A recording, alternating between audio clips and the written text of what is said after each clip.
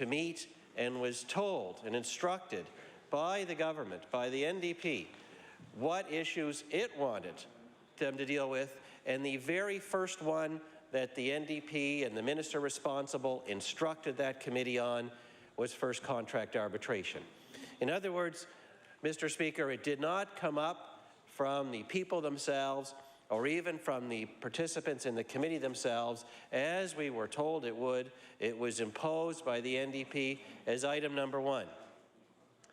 This is also offensive, Mr. Speaker, because the NDP deliberately excluded all of the non-unionized employers from the province from participation on the Labour Management Review Committee, left them off even though 85% of the businesses, of the employers of Nova Scotia, even though 85% of the workforce is non-unionized. They left them out deliberately, Mr. Speaker, and as a result, we had only a limited Labour Management Review Committee.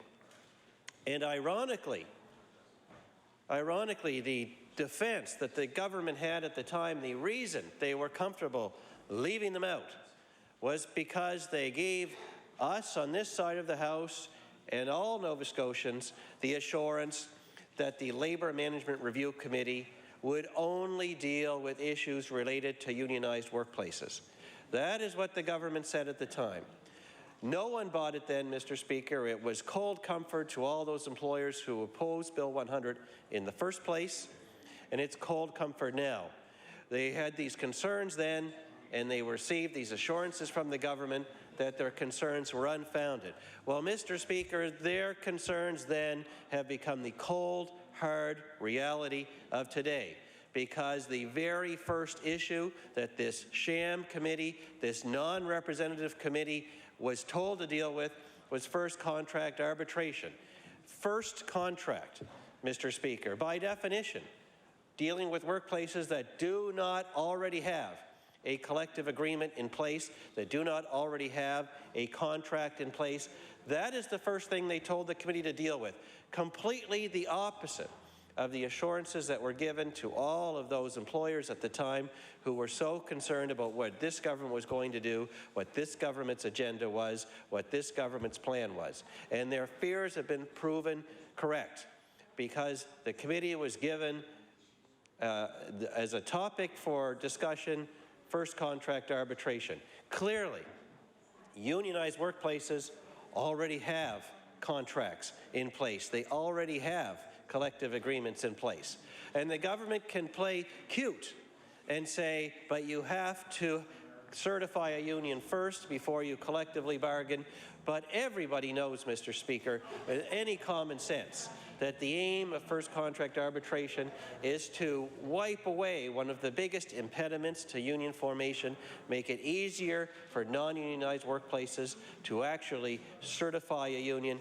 They know that every one of them is at risk, because it becomes easier for paid organizers to show up and say, all you need to do is sign a card, vote yes, and I guarantee you'll get a contract, and I guarantee you'll like it. They'll promise the moon, knowing they'll have no responsibility, even through negotiation, with what that contract actually is, because there is an imposed arbiter for that first contract at the end of the day. That is the sham of the Labour Management Review Committee, and now the statements of the government a year ago have been laid bare for the sham that those statements themselves were, Mr. Speaker. So why hoist?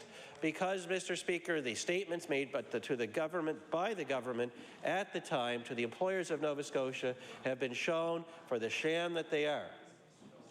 Now, Mr. Speaker, we've already begun to describe what a sham the Labour Management Review Committee itself is, that it was told what it was going to review, that it was non-representative of most of the employers in our province. But, Mr. Speaker, worse than that, when the Labour Management Review Committee did want to go and engage in a consultation, they called the now infamous study day. The study day called on short notice on a work day for a few employers to come together and review with the committee. The problem, of course, Mr. Speaker, was they weren't asked on that study day, would you like to have first contract arbitration or not? Do you think this is a good idea or not? No. They were told, we are going to have first contract arbitration. Here are the various methods of first contract arbitration. Please comment on which method of first contract arbitration is preferable compared to the other methods. That was the question. A loaded question, the government's direction already predetermined, making a mockery and a sham of the study day and of the Labour Management Review Committee. Worse than that, Mr. Speaker, there were some participants, for example, the member for Inverness, who showed up in good faith to participate in this discussion and were kicked out of the room by the minister responsible. And I know it's funny, Mr. Speaker, but it's sad too. The reason given was that they hadn't ordered enough lunches for the member for Inverness to stay for the study day. Now, I know the member for Inverness. He's a skinny guy. He could have gone without his lunch that day. I will point out that when it became obvious what a sham the committee was, it's probably best that they didn't feed him, because he would have lost his lunch over the twisted process that the government had set up. And by the way, Mr. Speaker, who was there to greet all of the participants in this study day? Who was there to describe the question of which form of first contract arbitration would you like? Who was there to give the introductory comments to set the stage for the discussion? Mr. Rick Clark, the co-chair of the Premier's Economic Advisory Council, the CEO of the Nova Scotia Federation of Labour, someone who's been a known advocate for first contract arbitration for at least 10 years, someone who already had made up his mind a long time ago. That is who the NDP picked to lead the study day on which form of first contract arbitration we're going to have. Mr. Speaker, that is another example of what a sham this first contract arbitration consultation was, what a sham the Labour Management Review Committee is, and what a shame, Mr. Speaker, what a shame to have that sham, because there is actually plenty of good reasons to have a body in our province where discussions about labour issues and employment issues and employer issues and employee issues can be formed, and people can come together and discuss in good faith what needs to be done. What a shame that instead of actually finding a way to allow these discussions to happen, to allow differences to be worked out, to allow new, progressive, consensus-based legislation to come forward, that the government chose not to do that, but to create this sham exercise. And by kicking the legs out from the Labour Management Review Committee, by not waiting for it to recommend to government, but rather by directing its work in such a specific way, rather than by picking someone to lead the exercise who's open-minded about the issues before it, by picking someone who long ago already made up his mind, rather than by including non-unionized employers in the first place, rather than by scanning the vast body of legislation and regulation that governs the way workplaces are and try and find ways to make it work more progressively, the government destroyed the credibility of the Labour Management Review Committee and the one single solitary brief study day where there wasn't enough lunch for people that disagreed with the government.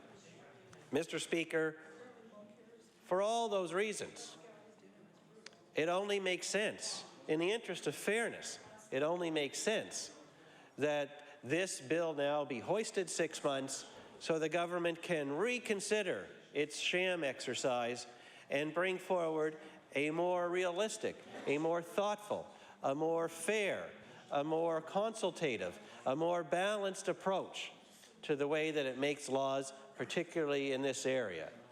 This, Mr. Speaker, I believe, is why the hoist motion all those years ago was designed, not merely as a parliamentary trick or tool to be used as a delaying tactic in the face of the inevitable, but also because it sometimes makes sense.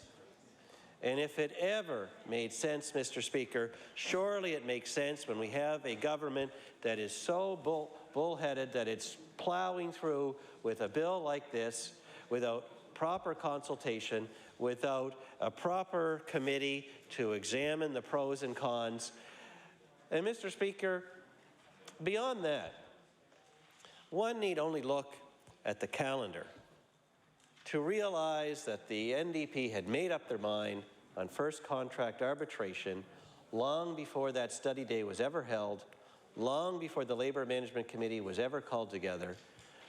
Those of us on all sides of the House that knows what goes into drafting legislation know that that bill, the ink was dry on it long before the study day was called. It was just a matter of when they were going to pull it out. And beyond that, Mr. Speaker, we know that the NDP has a history on both sides, but including back as far as their days in opposition of bringing bills to this House calling for first contract arbitration. They already knew. How ironic that all the other promises they made to Nova Scotians before the election, whether it was that they would balance the budget in the first year, or that they wouldn't raise their taxes, or that they would keep the capital commitments of the previous government, they've broken all those. Broken. But the one thing that they've been consistent on is their urgent desire for first contract arbitration. That is why a sham committee was appointed. That is why non-unionized employers who might disagree were left off the committee. That is why a study day was picked in the middle of a workday when employers are not able to attend. That is why a study day was picked with not enough lunches ordered for the member for Inverness. That is why the ink was already dry on the bill before the study day was even called. That is why they chose Rick Clark, whose mind was made up long ago to lead the study day, because they knew what they were going to do, a sham process that has led to a bad bill at a bad time, which is just reason number 82, Mr. Speaker, about why hoisting the bill 6 months makes sense in the interest of fairness, in the interest of allowing for a more thoughtful and reasoned process to come forward. But here we are, Mr. Speaker, the Labour Management Committee having been told what to do, having done the government's bidding, having reported back with their very, very detailed report of a whole 2 paragraphs long, Mr. Speaker, reporting back to the government that they've met on November 7th, a whole day, to conclude a process of stakeholder consultation, which we now know is a complete farce, to consider the issue of first contract arbitration. I'm reading from the actual letter, Mr. Speaker, and I will table it in a moment. But you know what, Mr. Speaker, here is how the letter, this 2-paragraph letter, concludes on this very important issue, 2 paragraphs. The Labour Management Review Committee, even though it was a complete sham, even though it's been completely twisted by the government, even then, the Labour Management Review Committee has been unable to reach a consensus on whether first contract arbitration should be available under the Nova Scotia Trade Union Act. I'll just table that for the benefit of everyone in the House. I know it's been tabled previously, Mr. Speaker, but what a farce. The committee itself was a farce. Bill 100 was a farce. They knew what they wanted to do all along. They had their study day. They bullied all the participants into coming to the conclusion they wanted. Even then, the committee was unable to reach a consensus, Mr. Speaker. And yet the government is bullying ahead anyway with legislation now in this session here today. Mr. Speaker, if we need more reasons to support the hoist for 6 months, to allow for a more thoughtful consideration, if you insist on tolerating this ridiculous process that the Labour Management Review Committee was forced to go through, you can at least rely on the report of their own minister of the government, that the committee was unable to reach a consensus as a fundamental, bottom line, rock-solid reason why proceeding now is a bad idea and allowing 6 months for a proper consultation for the reconsideration of the government to proceed is the right thing to do. That, Mr. Speaker, is the greatest argument I think that anyone can make in favor of the hoist motion, is even after all the twists and turns that the committee was unable to reach a consensus. And so let's pause, let's hit the pause button, let's slow down, let's allow reason to prevail. Now, Mr. Speaker, when I say that the committee was unable to reach a consensus, quoting from the minister's own letter, that doesn't mean that there were some minor points of disagreement between those that participated in the study day or made submissions to the Labour Management Review Committee. I note that the minister responsible in introducing the bill said that she wanted to provide a balanced approach to first contracts. Mr. Speaker, if employers in this province and those representing the unions truly were looking for balance, surely the consensus would have been in their grasp. Surely we would only be looking at minor areas of disagreement. Or perhaps some unions want it and some don't, and some employers want it and some don't, and so this will bring order and balance. But the fact of the matter is, Mr. Speaker, when the minister reports that they were unable to reach consensus, what we all know is that, in fact, there is one group that is strongly in favor, and then there is another group that is strongly opposed. Not only were they unable to reach a consensus, they're at diametrically opposite opposing views. Now, Mr. Speaker, again, if we need more reasons to hoist this bill 6 months hence and allow reason and thought to prevail, it's because we have such a divergence of views about first contract arbitration in our province. And because we have such a sharp divergence of views, and we are supposed to have a government that represents all Nova Scotians, not just some Nova Scotians, then surely we have to ask ourselves, what is the rush? When two groups are so violently opposed to this idea, and to one violently in favor and the other violently opposed, what is the rush? Why would we bully ahead and proceed when we have a group of employers, 7,000 in total, who are so completely against, and another group friendly to the government who are completely in favor? What is the rush? And the answer, Mr. Speaker, is there's no need to rush. There is no need to proceed with this legislation in this session. There is no need to push it forward in the face of all of the opposition and all of the reasonable concerns that have been brought forward. And the government will not listen to reason and think through what they're doing. And so it's been left to the member for Hants West and the PC caucus to bring forward this hoist motion for the very, very, very good reason that if there's ever a bill with that much opposition, with feelings that are so strong on both sides, if there's ever a reason to take a bill like that and hold on to it for 6 months and allow a better consultation process to happen, it is now. It is now. So, Mr. Speaker, whether members in this House agree with first contract arbitration or not, I would argue that is not the question before us with the hoist motion. The question before us is simply, are you in favor of taking the time to get it right, or are you determined to push it through at all costs? That is the yes or no question that members of this legislature will be voting on when they vote on the hoist motion. You don't have to actually stand in your place and say, I love first contract arbitration, or I don't like first contract arbitration. There is a way to make legislation in a good way, and there is a way to do it wrong.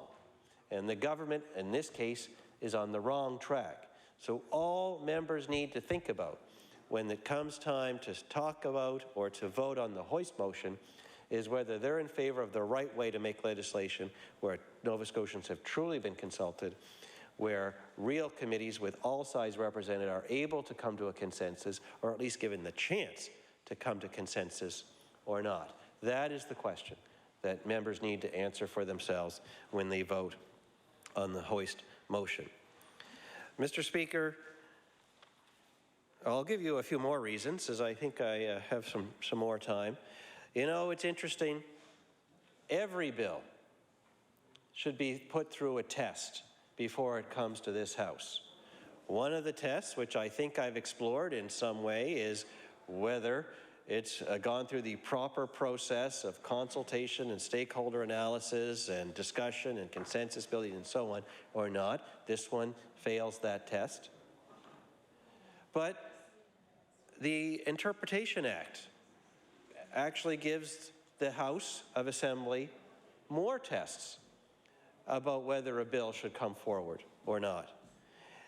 For example, Mr. Speaker, it's generally held an established practice in this House, in other houses, in other provinces of Canada, in the federal parliament, and other parliaments around the world, that there ought to be a meaningful and practical purpose for bringing forward a bill.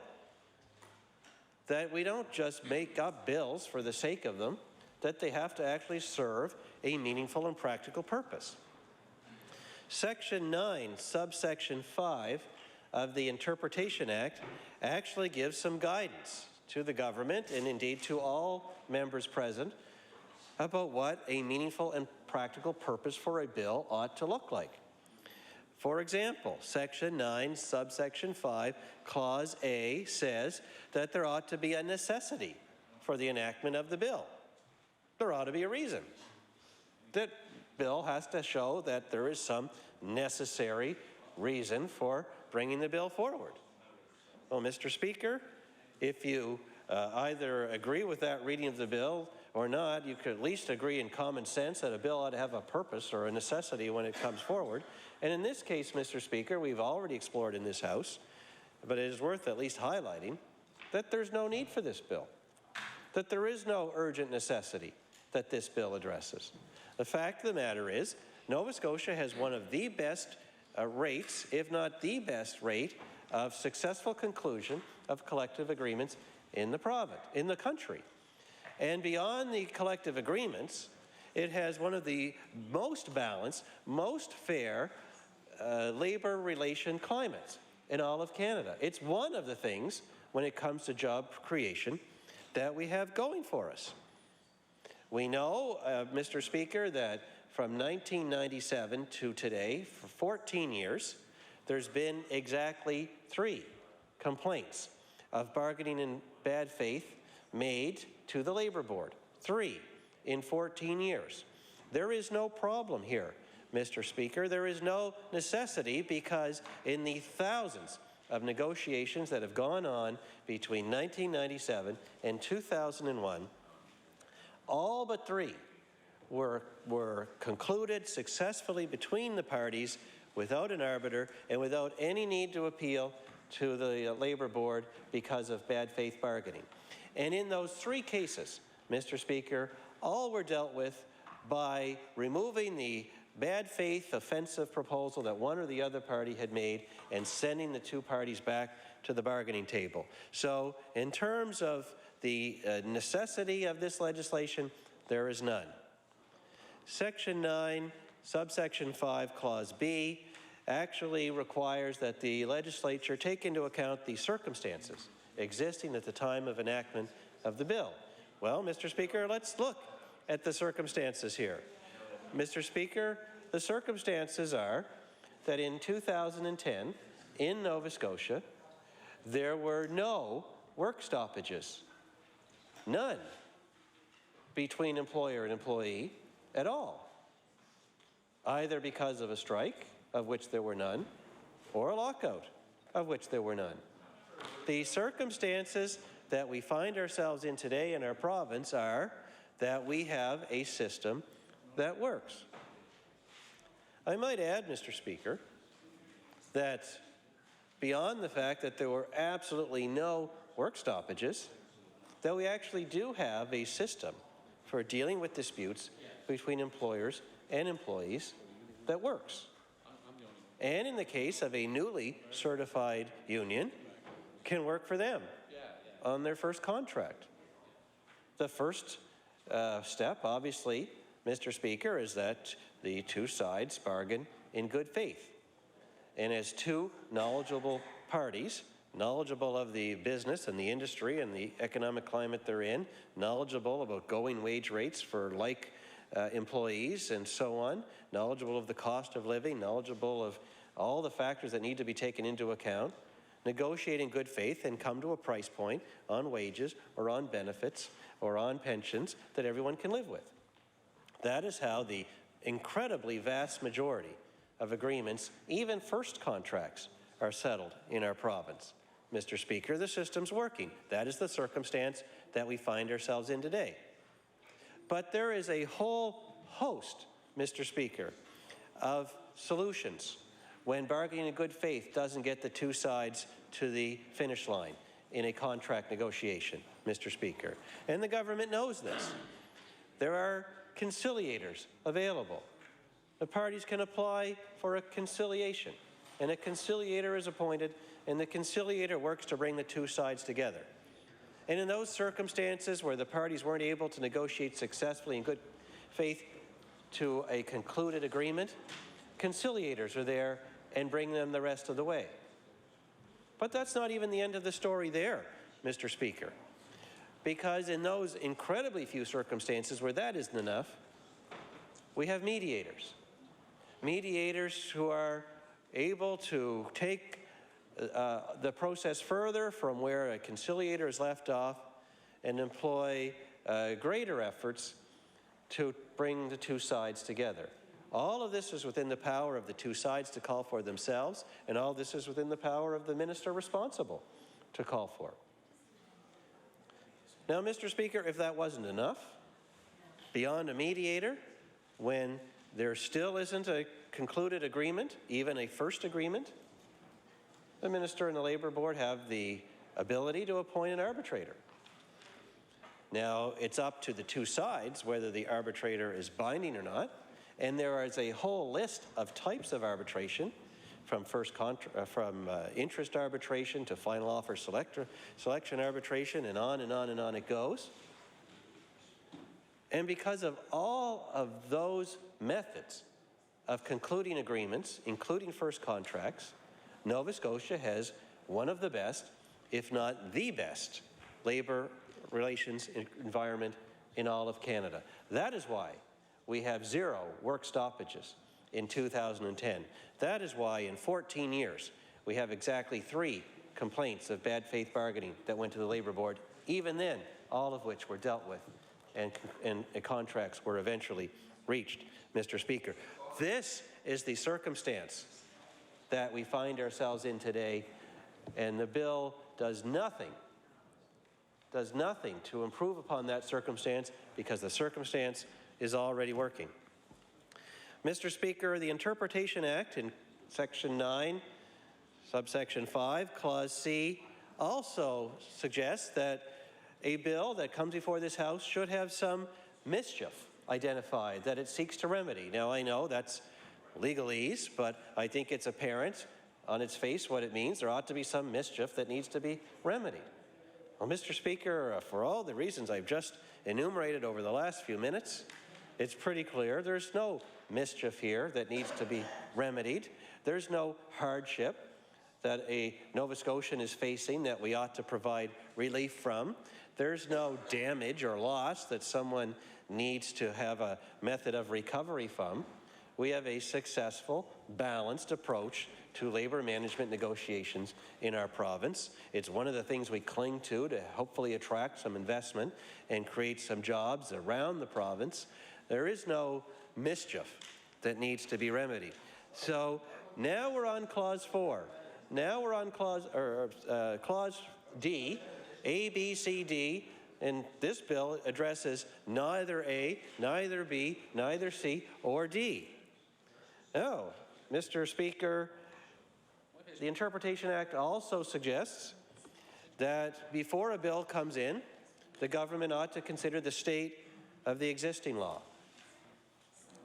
Well, Mr. Speaker, the existing law around contract negotiations, around the rights of employees to associate collectively in a union, it's not in dispute here.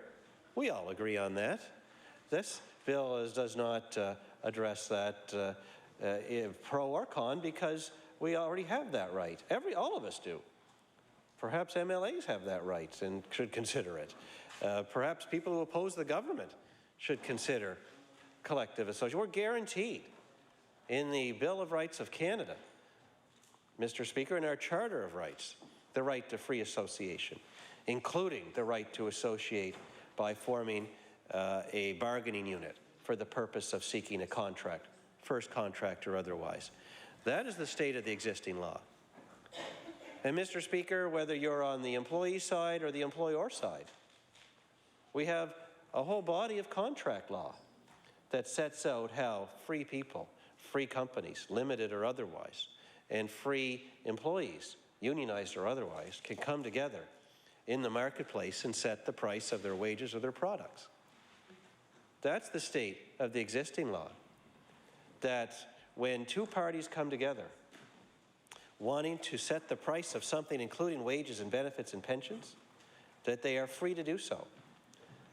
And that all that we ask is that they bargain in good faith.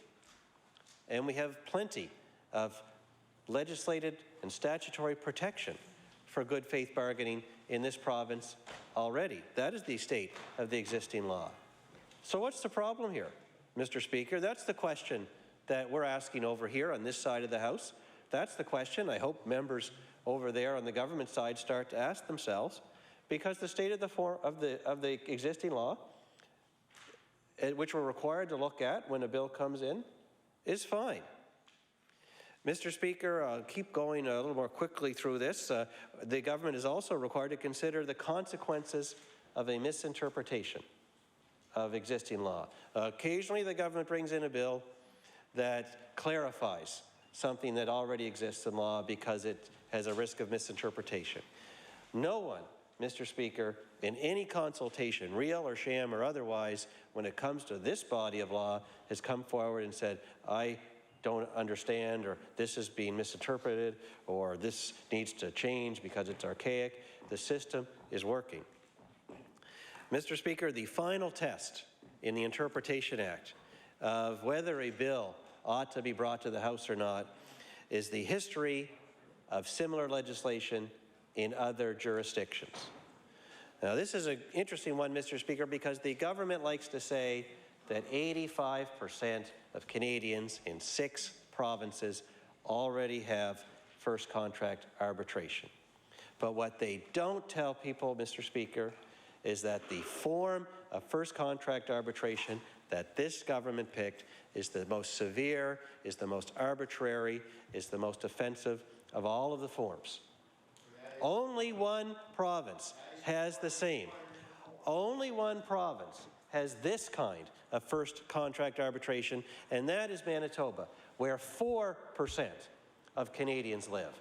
That is the extent of the current law in this country, Mr. Speaker. So the government is relying on the experience of 4%, not 6 provinces out of 10, not 85, 4% of Canadians. That is the experience the government is relying on in bringing forward first contract arbitration to Nova Scotia.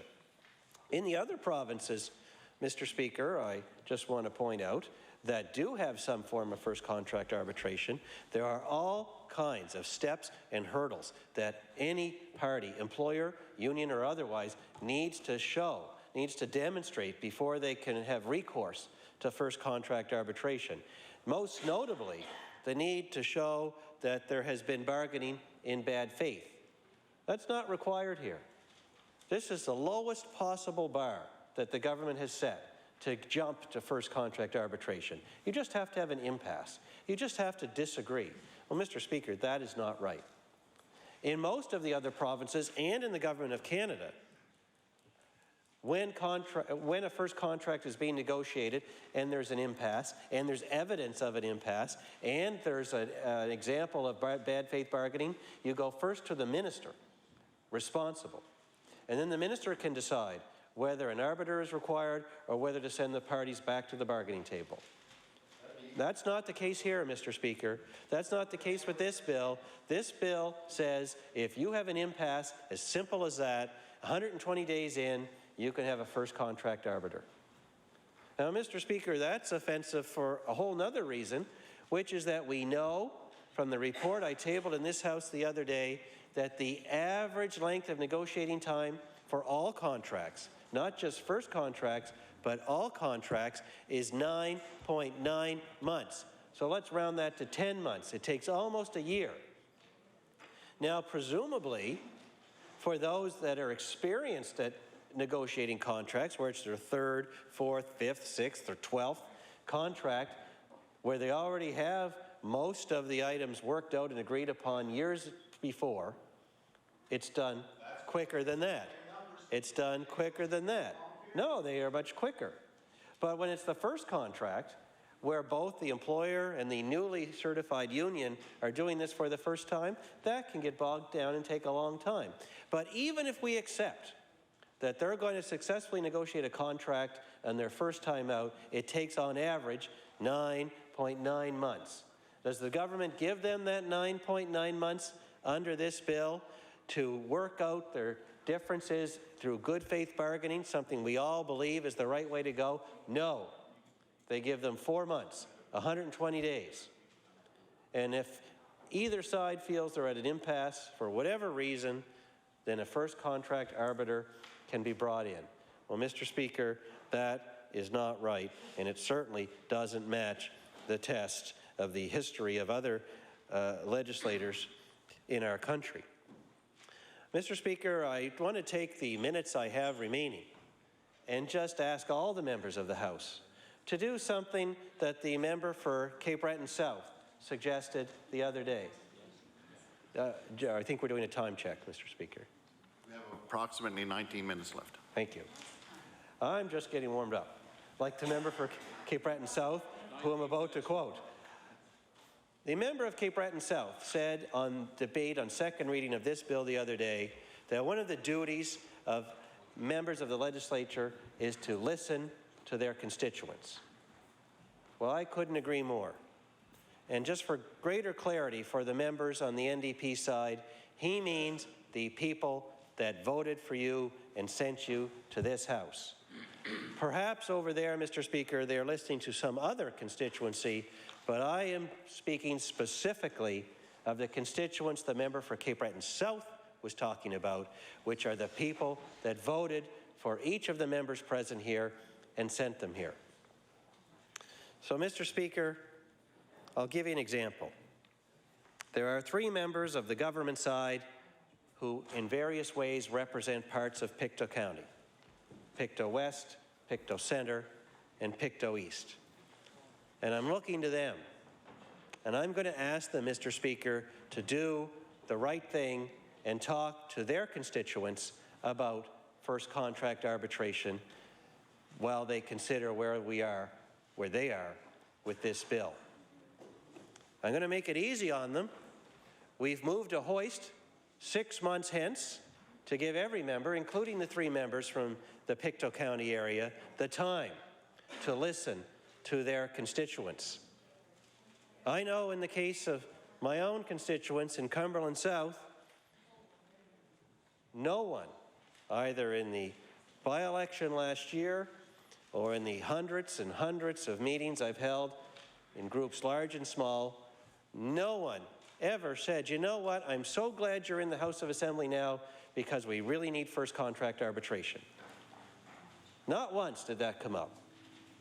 I don't think Cumberland South is unique in that way, Mr. Speaker, and so I just want to ask every member to go back to their constituents and have an honest conversation about first contract arbitration. I'll tell you, Mr. Speaker, I wanted to specifically ask that of the 3 members from the Pictou ridings, because I'm hopeful they've already started. to talk to their constituents about first contract arbitration. I look to the Minister of Justice, the member for Pictou Centre. I look to the member for Pictou West, and I look to the member for Pictou East. I hope they get up when their time comes on this hoist and tell us of any discussions that they've had with their constituents on first contract arbitration and what they were told. And just as importantly, what they said back to their own constituents. Mr. Speaker, you know what's interesting about the 3 Pictou ridings is there is actually a very, very large employer that we're all proud of that started in Pictou County, specifically in Pictou Centre, and that is the Sobeys Company and ultimately Empire Corporation. But the Sobeys started in Stellarton. Store number 1 in Stellarton maintains a nationwide chain of grocery stores and all of the distribution and other work that goes with it. And we're all very proud of what's grown from that one little store, Sobey number 1 in Stellarton. Grown from that one store to a $10 billion company that employs thousands of Canadians. But we're also very proud that the Sobeys, despite all that growth and all that success across our great country, keep their headquarters, their corporate office in Stellarton, their executive team in Stellarton, their treasury, their finance, their marketing, their sales, their distribution, their method of running the company, all of that is done out of Stellarton in Pictou Centre. I just wonder, Mr. Speaker, what that company and the hundreds of people that it employs in our province thinks of this government initiative.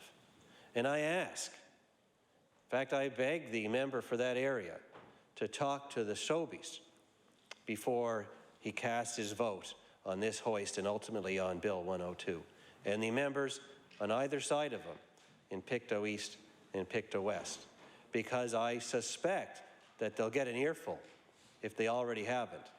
And when I ask them to do this, Mr. Speaker, I'm not asking anything special. I'm asking them to do their job.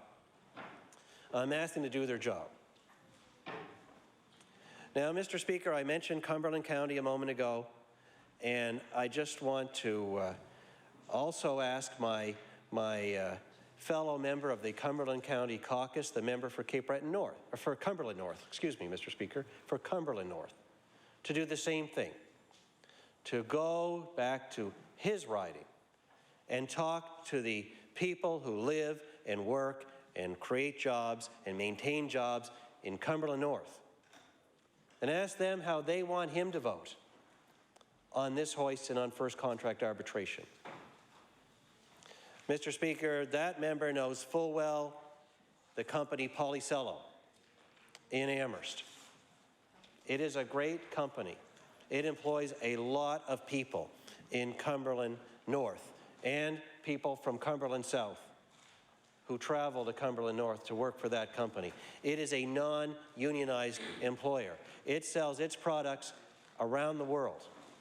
It is proud to be headquartered and located in Amherst.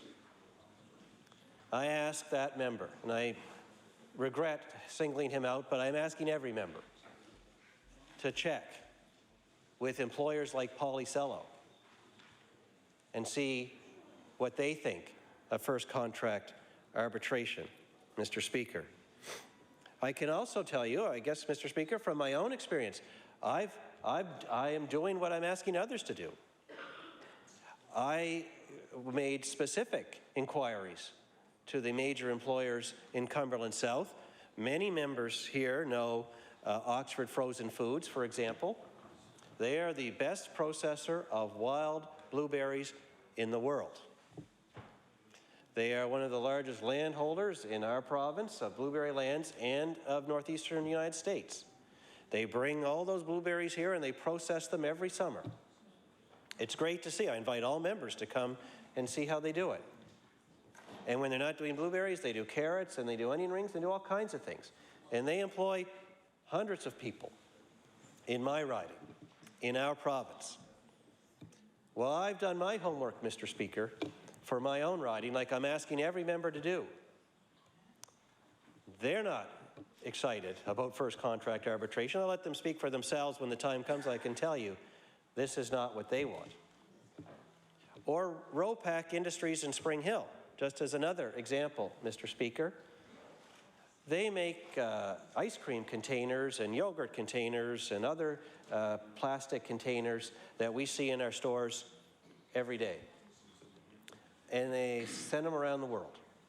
And they are a major employer in Spring Hill, a place that can hardly afford to put a major employer at risk. They're a non-unionized workplace. They are non-unionized, by the way, because they have a great relationship between the owners of that factory and the employees. They work together. They pay a fair wage. They have fair benefits.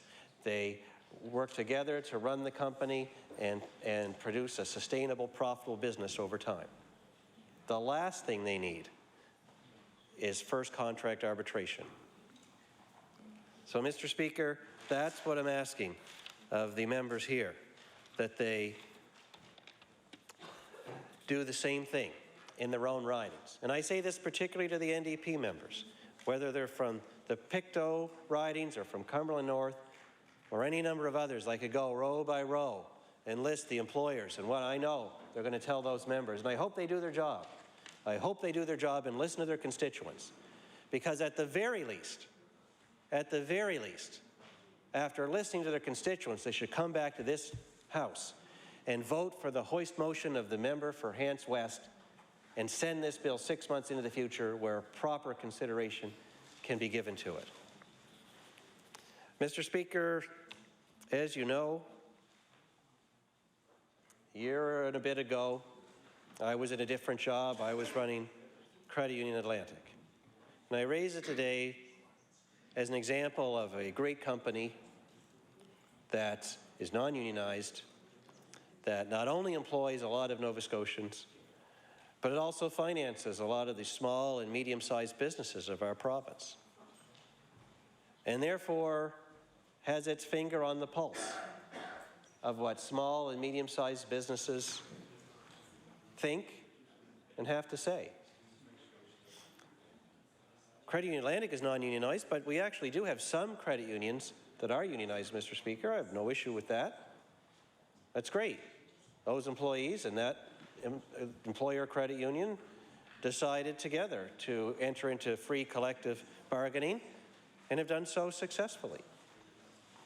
Others, like Credit Union Atlantic, are not unionized because, I believe, the employer and the employees work together to run their company, to create a dynamic, sustainable, profitable operation.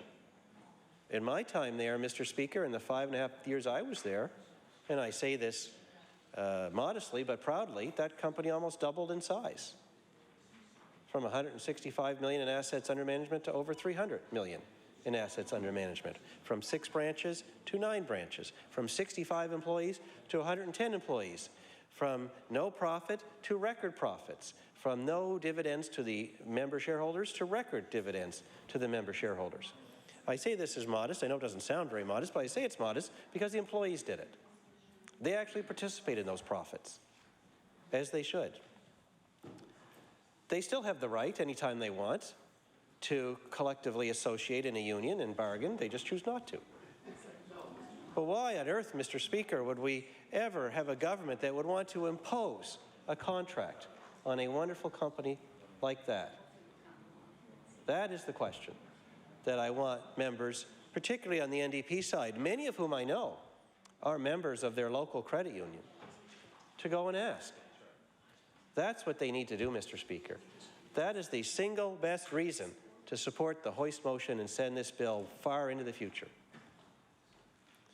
One final thought, Mr. Speaker, on reasons to send this bill far into the future.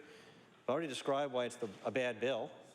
I've already described why this is the wrong time and for the wrong reasons. But, Mr. Speaker, if you're concerned at all about the state of our economy, the fragile nature of the business environment that we have, the fact that around the world and around our country are too many examples of economies in distress, rural and otherwise, if you give that any thought at all, then surely you know this is the wrong idea at the wrong time. And if that's not enough of a scare to give it reconsideration, Mr. Speaker, I point out that we do have one good thing coming our way in Nova Scotia, and that is the shipyard contract, the Irving shipyard contract. And the question before us, Mr. Speaker, is quickly becoming, how do we best take advantage of that contract as it should? How do we make sure that we take the 3,000 direct jobs we know are coming and turn them into something greater?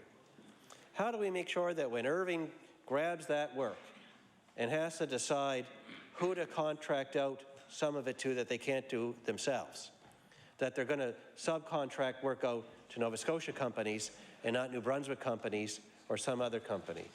Well, the key is that we need to know that we've done everything we can to make Nova Scotia a friendly investment place, a friendly place to create jobs, a friendly place to allow those entrepreneurs that say, you know what, I'm going to try and start a business and employ a few people and tell the Irvings I'm here to service them. How do we encourage that? Well, it's not like this, Mr. Speaker. It's not by telling them that we're going to introduce a whole new risk as they think through whether to open that business or not. So when we on this side point out that jobs are at risk, and the government says, oh, you're being scary, consider this, Mr. Speaker, and I hope every member considers this.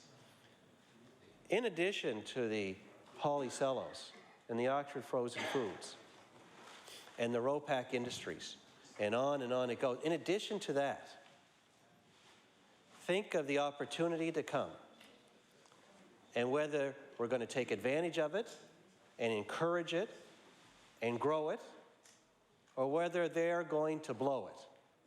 Because that is the road they are going down now, Mr. Speaker. They're going to blow it because they're following some other constituency with first contract arbitration besides their own constituents, Mr. Speaker, which is why I asked them, I urge them to go and listen to their constituents. And so, Mr. Speaker, with those few remarks, although there was one other thing I wanted to say here, with those few remarks, I will take my place, and I encourage every member to get up and tell us what their personal riding constituents think of this idea. Thank you. Thank you. The chair now recognizes the honourable member for Cape Breton South. Thank you very much, Mr. Speaker. And I'd like to rise today to say a few words on the hoist amendment, but also to remind the leader of the third party that this hoist is going nowhere, even though we're going to support the hoist. Last time I looked, there was a majority government over there, and we, well, currently anyway, the member from Queens seems to get excited about that, but anyway, the fact of the matter is that that's today's reality. It might not be tomorrow's, but it's today's reality on this particular bill. And the leader of the opposition, our leader, the leader of the Liberal Party, and our party does not support this bill. We do not support Bill 102, and will vote against it at every stage that this bill finds itself in. But however, during second reading, members of this House debated a lot, almost every member of this House on this side of the House spoke against this bill and had their say. And it's interesting that the third party, some of the members didn't use all their time to speak on the bill before when they had the opportunity to, and I would say that that may be an oversight, or maybe they've had some encouragement from others to do it on the hoist amendment here today. But I want to tell those who are interested in this hoist amendment what the amendment's going to do and what they can do. We spoke, all of our members that had the opportunity to, before the hoist was called here today, Mr. Speaker. We did have a couple of speakers left to go. But, Mr. Speaker, what we decided was that it's time to let Nova Scotians have their say about what they think about this bill. And it's time to get this bill into law amendments so that Nova Scotians can come to law amendments and determine and try and get the government to change, either to scrap this bill or to amend this bill, or at least to listen to the dialogue of Nova Scotians regarding this bill. Not to continue to listen to us in this House, but to get to where the solution can be found is in law amendments and subsequently to Committee of the Whole, House, and third reading. Our party, Mr. Speaker, will move amendments to this bill at some stage once we hear from Nova Scotians. And I suggest that those who are interested in this bill today should spend their time encouraging others to get to law amendments and tell Nova Scotians what they think about this bill, the same that we think about this bill. It's not a good bill for Nova Scotia, and it's a bill that shouldn't even be on this order paper. The reason it's on the order paper, Mr. Speaker, is big Labour. This party owes big Labour. They owe that majority government that the member of Queens is talking about over there to big Labour. And now it's payback time. We know that. The third party knows that. What we want to do is encourage Nova Scotians to come to law amendments and encourage those members of the NDP who are not in the cabinet to have second thoughts about supporting Bill 102. And I'm sure that if the people who are concerned, the small business people of this province who we support, if they're concerned enough about this bill, they will encourage the MLAs and encourage their fellow small business people, their people who are running businesses, to go to their individual MLAs, yes, on the government side as well, and tell them they don't like this bill. And the MLAs are not bound by cabinet solidarity, as I said the other day when I spoke for an hour on this bill, Mr. Speaker. They are not bound by cabinet solidarity.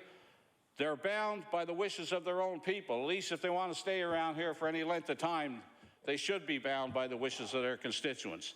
And the leader of the third party did make one comment that caught my attention, was the fact that some members, particularly from areas like Pictou County and that, should perhaps listen to or go and see the business people in their area and find out what they think about this particular bill. Like I said, Mr. Speaker, I'm certainly not going to trespass any more on the time of this House than necessary, because this party wants to get this bill over there. This party is not going to stand here for the next 2 days, listen to blabbering on about the need for a hoist when we know it's going down. We want this bill to get over there, because this hoist is not going to do anything. If anybody up there or out there thinks that this hoist is going to change this government's mind, they're dreaming in Technicolor, Mr. Speaker. What's going to change this government's mind is the opinions expressed to them by their constituents, and also the people who come to law amendments to speak against this bill. And I would like to hear in law amendments, and I sit on that committee, I'd like to hear in law amendments what Labour reps are going to come here and have them justify why this bill is before this House. Because no one over here can think of any good reason why the bill is even here. There's 25 bills on the order paper here, most of them window dressing. Insignificant compared to bills that should be here. What is the government wasting all this time on? Bill 102, and nobody can tell us why. Nobody can tell us one good, solid reason why this bill is here. There's no Labour discontent in this province that I'm aware of. So why is it here? We can only surmise it's here because it's payback time to big Labour. They hope to organize a lot more people in the future of this province, and this will give them the opportunity to do that. The Premier got up here today, Mr. Speaker, and he talked about Michelin, congratulating an employee in Michelin. And I thought that was great, the Premier, to do that. However, I hope that in 2 years' time he can still get up here and congratulate somebody from Michelin if they're still in this province. Because if the unions get another shot down there, and they've been trying for 10 years to get in there, if they're able to do it this time, they'll have the protection of this legislation to make it happen. That's exactly what's going on here.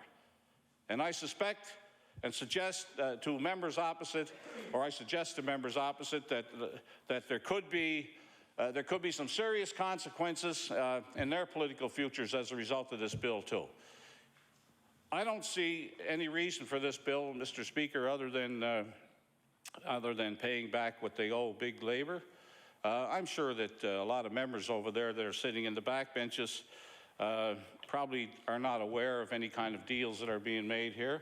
But there certainly are deals being made. But they're not, they don't have to be consulted on this because, as I said the other day, they're not part of the government. They're MLAs on the government side and are here to do the bidding and to represent the people who sent them here.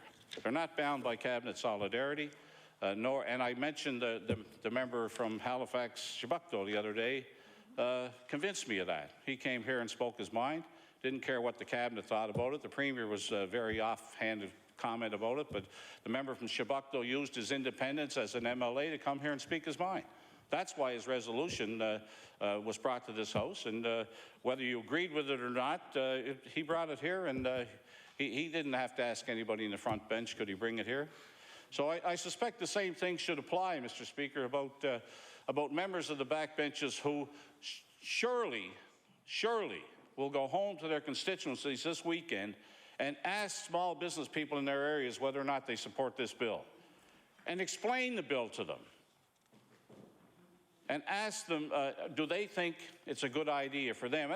And Mr. Speaker, the people who represent small business in this province have a responsibility here as well to convince their vast membership to talk to these MLAs, to come to law amendments, to make sure their voice is heard. Mr. Speaker, I don't care if law amendments takes 2 weeks on this particular bill. But I do feel that any belaboring of this bill in this House is a waste of time. I want to hear what Nova Scotians think about it. I don't want to hear anything more from the third party about what they think of it. I already know they're against it. We're against it. Right. We're not going to try to filibuster this bill in here. We want to go over, and as a responsible political party, we want to hear what Nova Scotians think. And as a result of that, Mr. Speaker, we would like to think that there would be enough interest over there from Nova Scotians to convince the government that this bill should be thrown out, or at least amended, or at least put aside for the present until some further thought could be given to it. And that's where I think we should be coming from, Mr. Speaker, not sitting in this House trying to convince somebody in this House that a hoist is a good idea, because this hoist is not going anywhere. I don't know whether or not anybody realizes this, but you can only affect a change on a hoist if you had the majority of numbers in the House to do it on a vote. And again, Mr. Speaker, last time I looked, we don't have enough numbers over here to do that. However, in conclusion, Mr. Speaker, I would encourage Nova Scotians who are upset about this bill to get to law amendments, to make their feelings known, to make sure that they have every opportunity to do so. And the more time we spend in here on this bill, the less time we're going to have over there. And I suggest that the quicker we get this bill to law amendments, and in conclusion, Mr. Speaker, I'll tell you again and tell members of this House that this party is against Bill 102. This party will be supporting a hoist amendment. This party will listen to Nova Scotians at law amendments, and this party will move amendments at that time once we hear from Nova Scotians, and I hope that takes a long time. I hope there's enough interest that we're going to be sitting over there a long time. My biggest disappointment will be that if we go to law amendments and nobody shows up. So I would hope, Mr. Speaker, that law amendments will be packed. We will get a variance of opinions over there so we can take some solid action, and that we can make amendments to this bill, either at law amendments, committee of the whole House, or at third reading. Thank you very much, Mr. Speaker. Thank you. The chair now recognizes the honourable member for Inverness. Thank you, Mr. Speaker. Thank you, members, for your support. I had a short but good conversation with the member for Truro Bible Hill a few moments ago, and we were talking about what's happened in the investment markets. We were talking about if we go back to 2008, and we see what happened with our world economy, what started the ripple that we're now still experiencing. We had banks in the U.S. that were investment banks, differing greatly from our Canadian banks, in the sense that they were out to make money through investment purposes, as opposed to the traditional banking business we have in Canada here that generates profits from lending people money to buy houses, to buy cars, start businesses, more so on a small scale. Traditional nuts and bolts banking, Mr. Speaker, that had merit, that had a social purpose. Because I think myself and the member for Truro Bible Hill agreed that the investment banks in the U.S. that were at the center of the collapse in the markets were socially useless. They weren't really serving any purpose for society, and because they were, and I'll go in to explain a little bit more in a moment, but at the same time, if we look back at government in the U.S., and this goes right back into the Clinton administration, but it carried on through the Republican administration as well, you had a sense, or there was an agreement that everybody should have a chance to own a home, no matter what, and that caused what later became known as ninja loans: no income, no job, or no assets. So really, loans were being given to people without any economic basis. And you also had a central bank that was maintaining a very low interest rate. So there was very little risk to borrow money, and it contributed to increased borrowing. So all of these factors came into play, but then the investment banks saw a chance to profit off this kind of activity, and they created new forms of securities to hold all these loans that were being given out, loans that were really loans given for with really poor analysis to determine if they were reasonable loans to be giving, or whether or not there was going to be some kind of payback, if there was going to be some kind of return on investment. And the rating agencies also played a role, because the rating agencies all stamped these investments investment grade. So they were, from anybody who was investing in the bonds or the securities that were holding these loans, they felt more comfortable to do it, because there was a rating stamped on them that said, this is a secure investment. Based on the credibility of our rating agency, you can be assured that if you invest in this security, you've got a very good chance of recouping your investment and enjoying a rate of interest while you hold it. So the banks, of course, were intermingling investment grade or good loans in with a lot of bad loans, and they didn't want to hold the bag of these investments. And when things started to unravel and collapse, there was a great amount of uncertainty. And the reason, Mr. Speaker, I'm talking about all of this, because I'm talking about the redistribution of wealth. And I think that's what this piece of legislation is aiming to do. So there was great pressure on the government at the time to bail these banks out. And anybody who was watching felt very helpless. There was a great deal of emotional strain, right on down to the small individual investor. And because of all that concern, I have no doubt the government took that into account when they made the decision to bail out those banks. And, you know, I guess at the end of the day, there was a redistribution of wealth in that, because we saw homeowners who, to this day, their homes are worth 75% of the price they paid for them. So they've taken a loss. They have little chance, we hope they have a chance of recouping that. But when you consider the demographics in North America, when there's not an increasing rate of newborns each year, or if there is, it's virtually flat. So there's not going to be more people coming here or being born here to create a demand for those homes. And of course, we saw investors, and I'm sure everybody in this room, and from pension plans and to personal investments, have all taken a hit, and they've yet to fully recover. So there was certainly a redistribution of wealth out of the pockets of most average North Americans, and there was a redistribution into the hands of people who profited from it. And whether they were, and I think about the people who profited from it, were a lot of times people who earned bonuses. Millions and millions of dollars of bonuses in 1 year because perhaps they met their targets or they may have blown their targets out of the water, they did so well. But it was all done really through lies.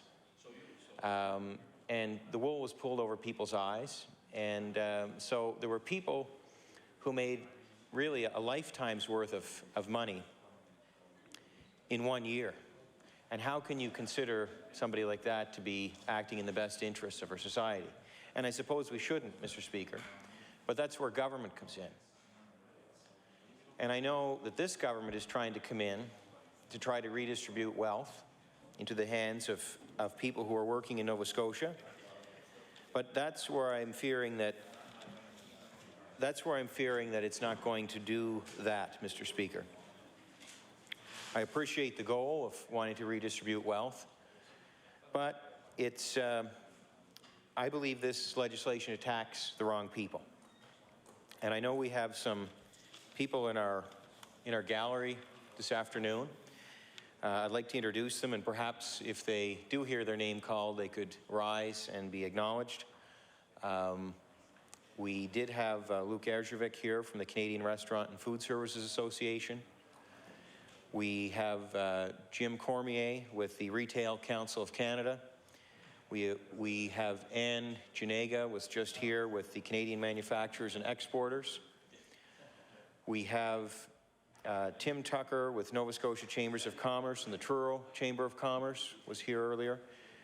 And we have Leanne Hashi and Amelia DeMarco with the Canadian Federation of Independent Business. We, I believe, yes, we have Heather Crookshanks here with the Merit Contractors, and Carol McCulloch, former president of the Construction Association of Nova Scotia. Gordon Stewart may be here. Yes, he is. Gordon Stewart with the Restaurant Association of Nova Scotia. John Logan, with Director of Membership and Operations at Atlantic Building Supply Dealers Association, is here with us. So there are a number of people, Mr. Speaker, and I thank them, and perhaps the members could give these people a round of applause.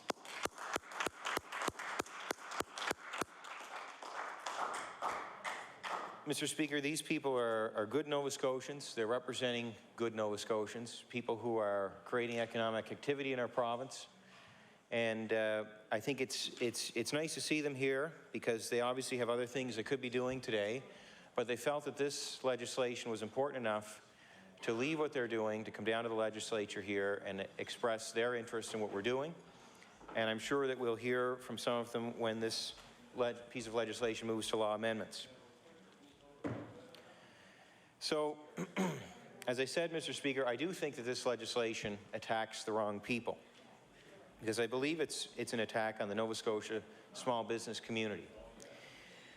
If we want jobs for Nova Scotians, this legislature, every member in this legislature, no matter what political party that you come here with, each of us must make sure that Nova Scotia has a government. Whether you sit with that government or whether you're sitting in opposition, I think it's important for all of us to recognize that we have a responsibility to Nova Scotians to ensure that what leaves this chamber, whatever leaves this chamber, that there's an understanding of the importance for Nova Scotia business to be competitive and to help Nova Scotia business to be competitive. And I fear with this piece of legislation that we're sending something from here that is going to do the opposite of that. This legislature must make sure that the taxes that Nova Scotians and Nova Scotia businesses pay are competitive with other jurisdictions, because those businesses are competing against other businesses outside of Nova Scotia who may be living in a very different reality and may have a lot easier time of it to turn a profit. And that's what's going to attract investment, Mr. Speaker. And this bill, in my mind, has a lot to do with labor costs. And if we are setting up a dynamic where people working in Nova Scotia can, without having to go on strike, can organize and arrange to put their demands to an arbiter, and that arbiter rules that the businesses they're working for immediately has to raise their wages by 20 or 30 or 40%, without any regard for the owner of that business, what are we doing for Nova Scotia business? We might think we're helping the workers, but what happens if that business decides that it cannot sustain offering those wages? What happens if that business is already determined through the competitive marketplace that it can't afford to pay wages of that nature? At that point, government has come in, it has interfered in the marketplace, it has interfered with those Nova Scotians who are running those businesses, who are creating jobs for our constituents, and it's putting them out of business. And the workers who thought that they were getting some kind of an advantage may end up losing their job. So I guess the question is asked, what we're really speaking about this afternoon is why the hoist? And I've heard the honourable member from the Liberal caucus speak, and I respect the fact that he would like to see this move over to law amendments. And I too am anxious to know what Nova Scotians, through law amendments, have to say on this piece of legislation. We live in a very unique province when we can have people come in off the street and give their perspective on legislation. So why the hoist? Well, we believe that we should be using every implement at our disposal to draw attention to this piece of legislation so that people understand it before it rushes through. We know with a majority government that the power lies in the government's hands to push this through the legislature, and if we stood here and said nothing, then it would just go through, and it would happen. We could do nothing about it. We cling to the hope that some members in this legislature will choose to listen to their constituents. In fact, the very fact that we are holding this up with a hoist today is giving members an opportunity to go back and speak with their constituents, to speak with the business owners in their constituencies, the people that are creating jobs, people that are making payroll, they're taking the risk to create economic activity. Find out from them. Before you just say, well, you know, our Minister of Labour is a good person, I've gone through elections with her, and you know, I trust what she's doing. Why not listen to your constituents, with all due respect for a Minister of Labour, and make sure that what's being proposed is actually something that's going to be favourable for the people that you represent. So there's time, Mr. Speaker, with this hoist movement for members to take the time to do that. So, Mr. Speaker, this is important, and we could just let this go and let it go over to law amendments, but we want to draw attention to this. We want extra attention to be drawn to this piece of legislation. We saw with Bill 100, the precursor to this piece of legislation, when that was first introduced, I remember it was about 1/4 of an inch thick. There was a lot of information to digest there. A lazy member could just sit there and say, well, that looks pretty complicated. I'm not a lawyer. We'll just skip over that one and get on with whatever other business is going on that day. But Mr. Speaker, we took a look at that, and after some lengthy examination of it, it was discovered that there were some clauses in there that that were of contention, that would have an impact on the business community here in this province. And through legal advice, people decided, you know, we don't want this piece of legislation. We don't want it to march through the House without any debate. And so at that point, we started filibustering. And because we did that, of course, we have our media in Nova Scotia drew attention to it. There was more discussion by Nova Scotians about it. Because, Mr. Speaker, really, how many Nova Scotians are watching this discussion on this hoist today? Probably not too many. You know, and most Nova Scotians are busy working and whatnot. So it takes time, and the honourable member has suggested there are fewer today, and I think he's correct, working in the province, but you know, a lot of people don't have time to pay attention to what we're doing here. So sometimes we have to slow things down a bit and give them a chance to hear about it. And that's why we have put forward this hoist today.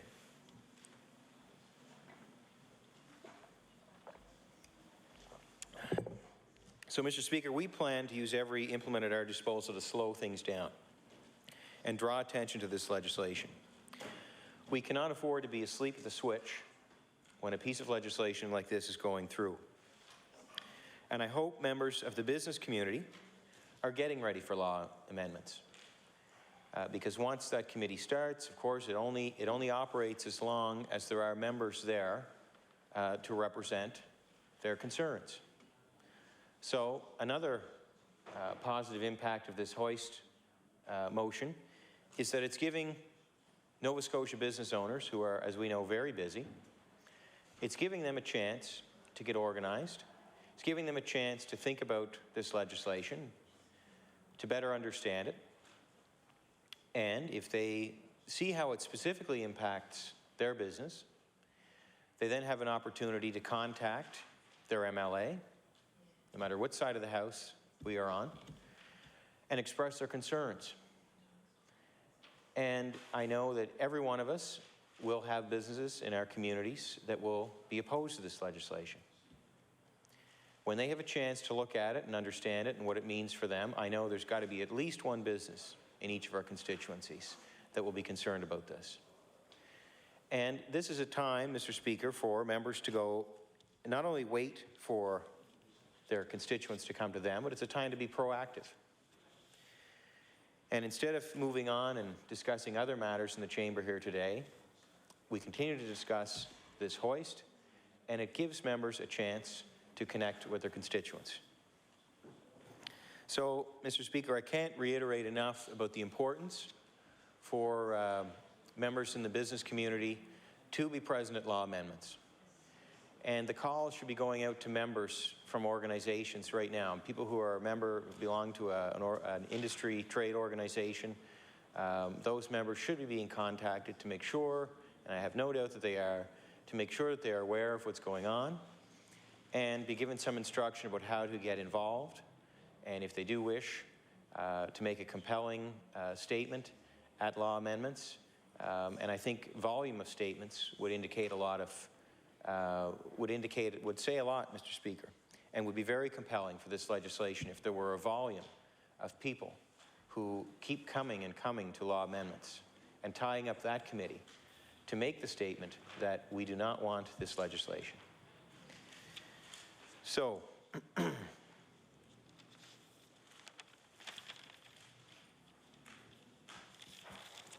there are plenty of good reasons to avoid moving forward with this legislation right now. One of the most serious ones stems from the government's simple lack of consultation with the business community. Now, I talked earlier about redistribution of wealth, and I don't think that this bill is achieving that, Mr. Speaker. I think it may achieve the export of wealth from our province. And if we're trying to do something about the free market economy here in this province or this country or this continent, we're not focusing our efforts on the right people to redistribute wealth if we're looking to Nova Scotia business owners. We also, and I mean, I don't think there would be any debate on that, Mr. Speaker, especially the small business owners, people with 10 employees or less. But even if we look at companies like, and we all like to use the example of Michelin because they're such a significant employer. If we look at Michelin, I mean, we know that they're making business decisions not from Nova Scotia.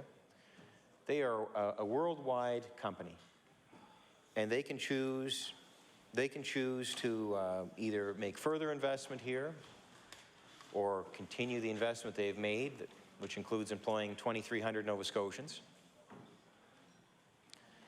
You know, or they may choose to invest in another area of the world.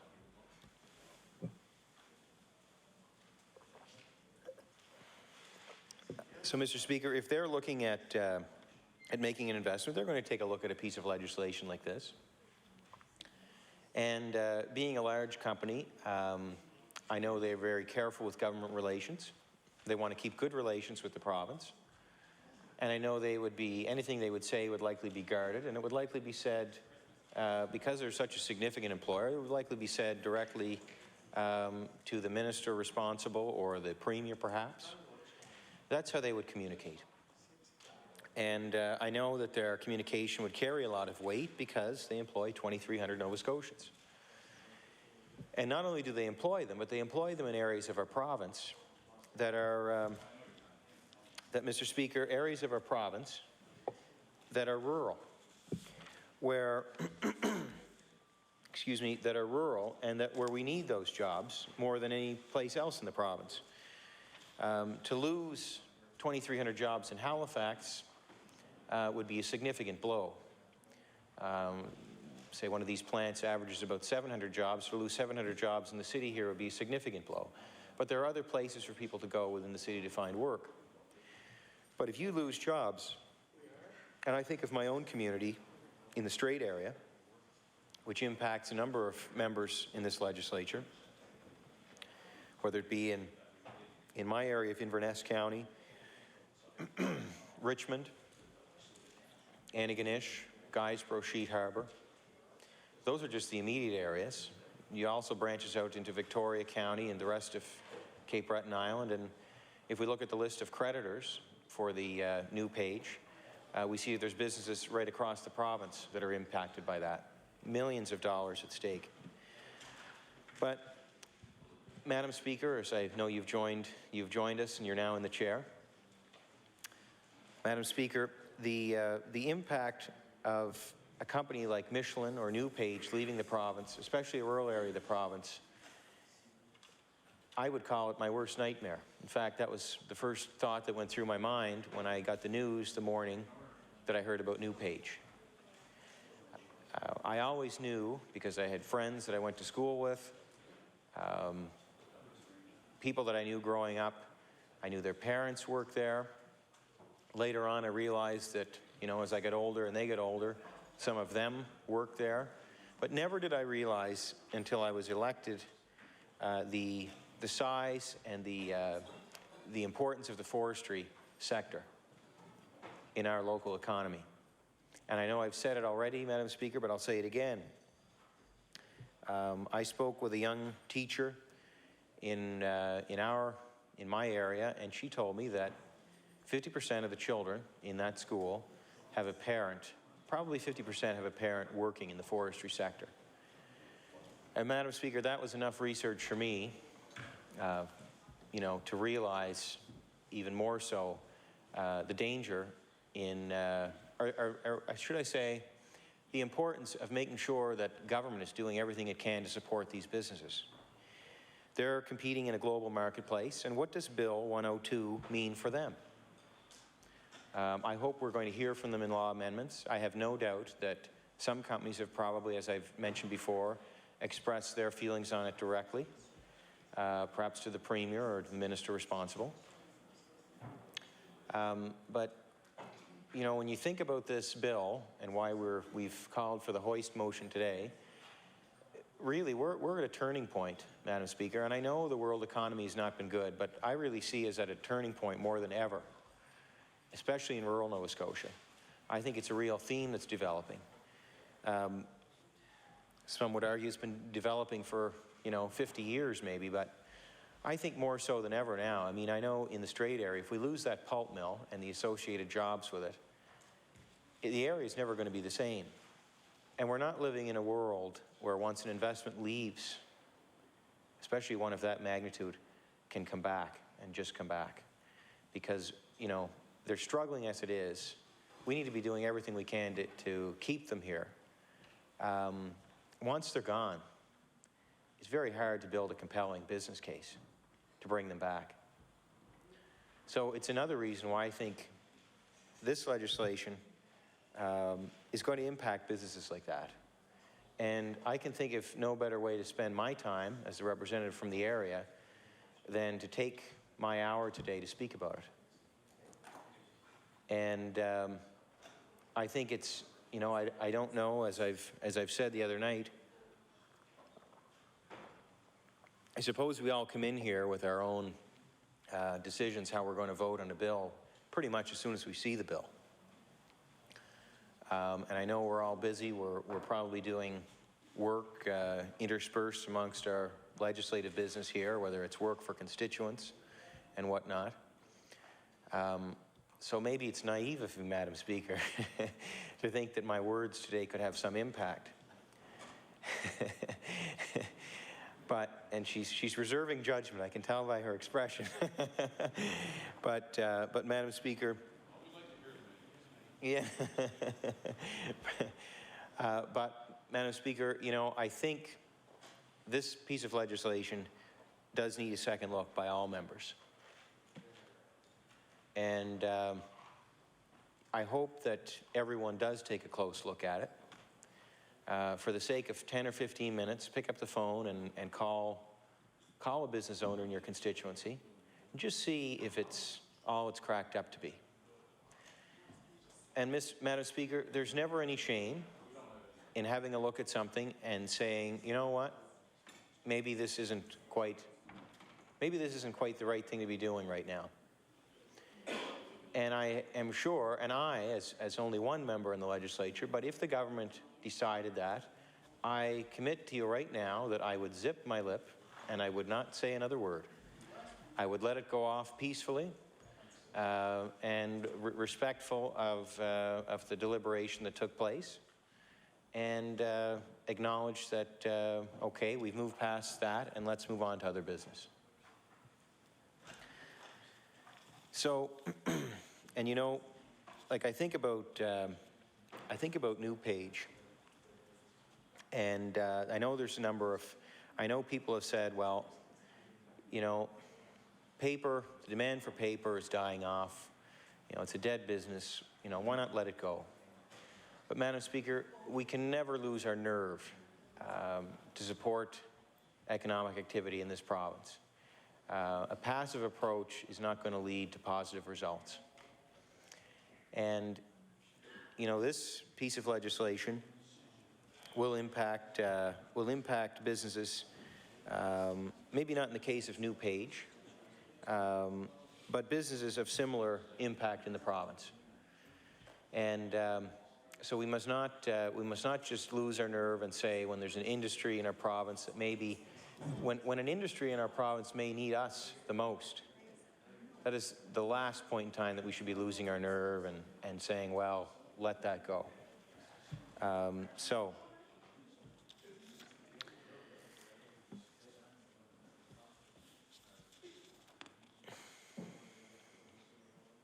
there may be people, Madam Speaker, in this province who will have to live with first contract arbitration after this bill has passed.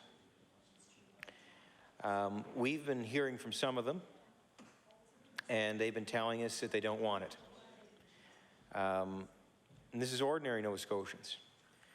And they're saying it to us, and they're saying it to us because they think it'll be bad for their businesses and bad for their communities and bad for jobs. We do know that our labor leaders want it, and labor lawyers want it.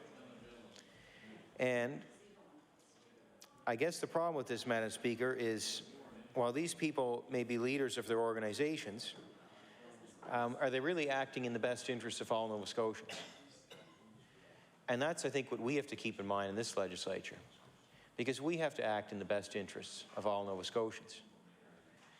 And a victory for Labour, which could result in a loss of jobs for Nova Scotians, who wins, Madam Speaker? I don't think we win. So we want this bill to slow down. And that's why we've called for the hoist today. So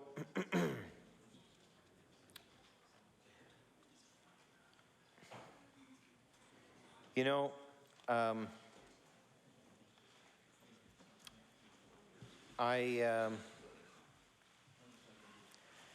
think about, I might as well tell you a little story, Madam Speaker, about my own involvement. I know I happened to be here in the city. I think it was on a Friday back in September. And I went to a Labour Management Review Committee meeting. And And I went there because I was concerned. Because this board that's been put in place by the government has a very heavy tilt towards organized labor. And I thought, well, somebody has to keep an eye on this, and when I went, I presumed this meeting would be something that would be open, that there'd be nothing that would be, say, behind closed doors, or, and I respect that they got together that day to speak about this without having any eyes, I guess, watching over them. But Madam Speaker, and I know there were more than just the members of the committee in the room. There were representatives from the business community. But I thought, why not go over, have a listen, see what they're talking about. And, you know, we had heard, I remember it being said in the legislature here, that, you know, when this committee was formed, we're not going to look at, you know, at non-unionized workplaces. But yet, they have been, and we see that with Bill 102. So, you know, it was obvious to me when the membership of this committee was appointed that something was up. And we saw the heavy tilt towards the, in favor of the unionized leaders, labor leaders of the province, and that non-union employers were purposely kept off the committee. And I say that, Madam Speaker, because they could have been appointed.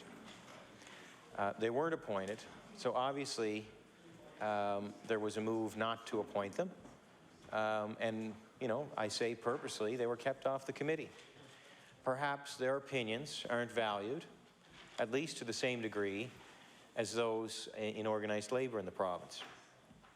So anyway, this committee was put in place, and I know that I wasn't invited to go to this meeting. It was over in Dartmouth. And, but then again, I guess you could say that 80% of the private sector employers in the province are not invited either. And maybe it was a bit bold of me, Madam Speaker, to be going over there. But I went anyway. But, you know, we certainly weren't welcome. I know I wasn't welcome because I know there were some people from our office who were contacting to see if we could join in the meeting and have a listen to see what was going on. But we were told, Madam Speaker, that there wasn't enough lunch. So,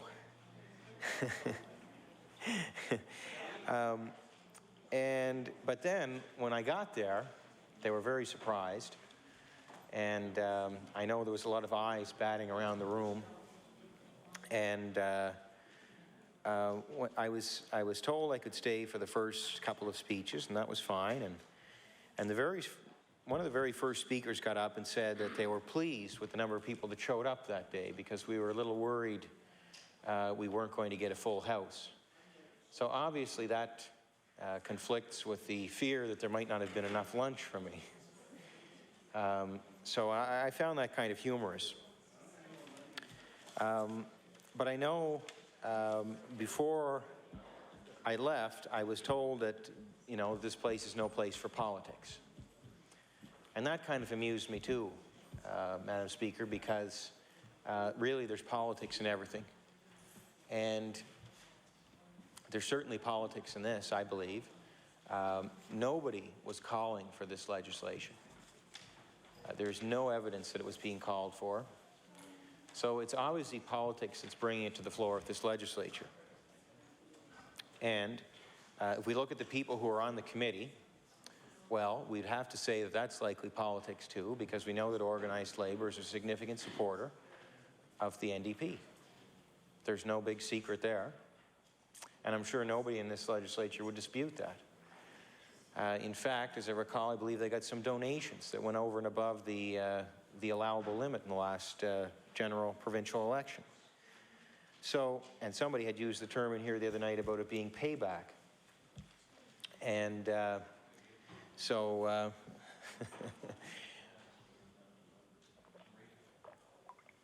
so, you know, it is to say that me being over at the meeting, that it was really no place for politics and I shouldn't be there, to me, Madam Speaker, well, it's laughable. And I was polite and I bit my tongue, as I often do.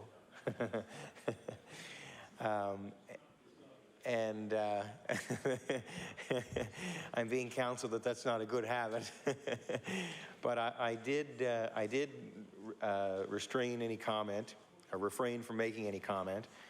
And but I was thinking in my mind, you know, there's an awful lot of politics in what's going on here. And I know that when I'm standing up here today, somebody will say, well, that's politics, you know. But I know why I'm standing here, and that's for the people in the small business community, because politics aside, those are the people that drive our economy. Those are the people that we should be listening to in this legislature. And those are the people we should be supporting.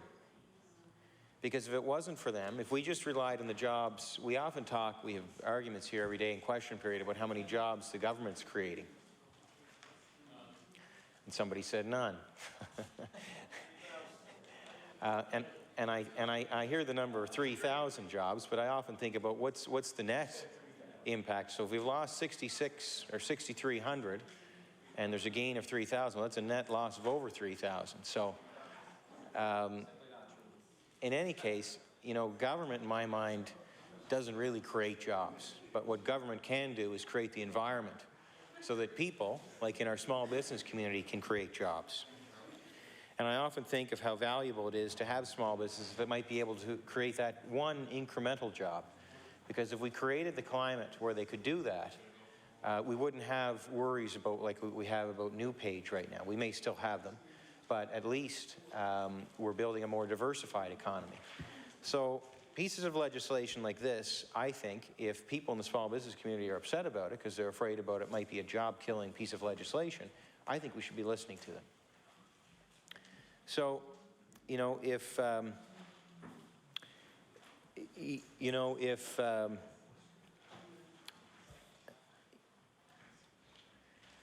so I've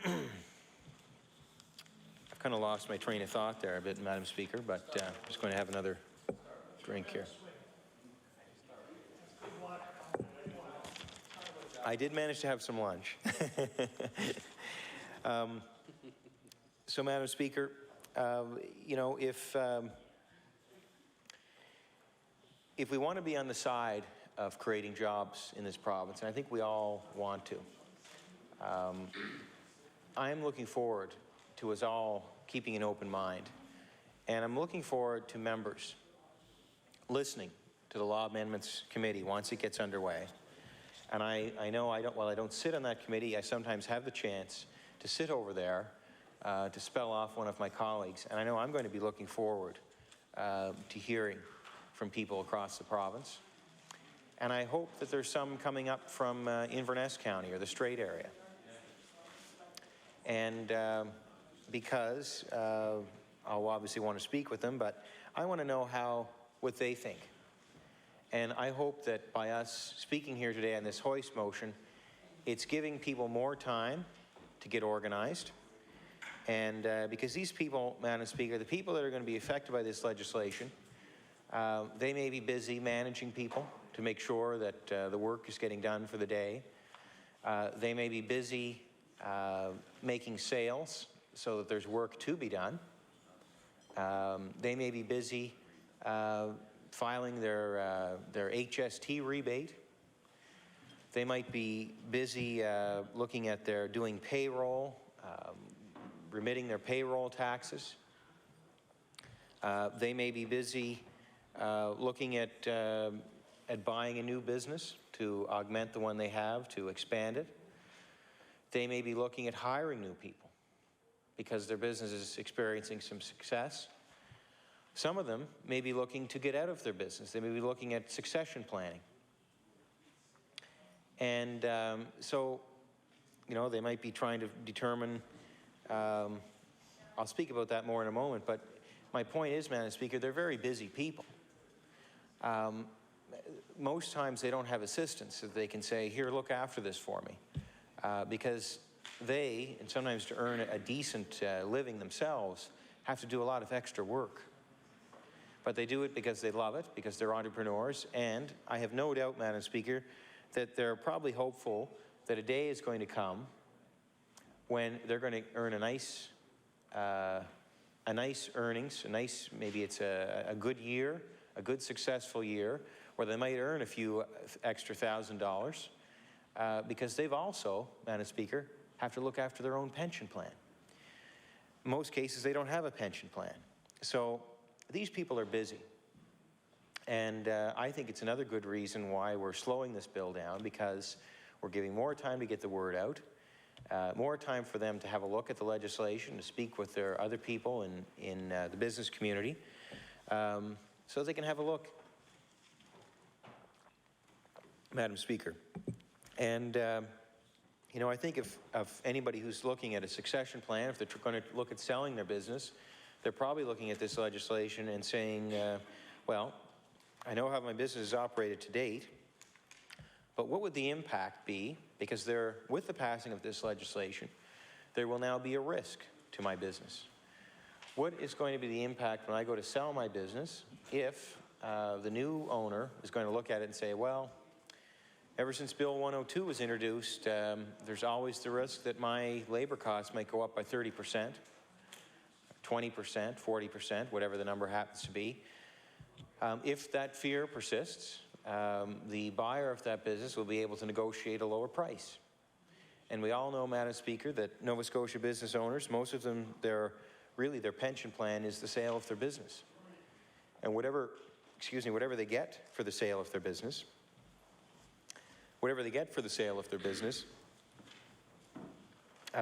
is going to determine how much income they get every year. If they're able to get $500,000 for their business, well, they might be able to get, you know, $30,000, $35,000 a year in relatively safe pension. You may call it pension income, retirement income.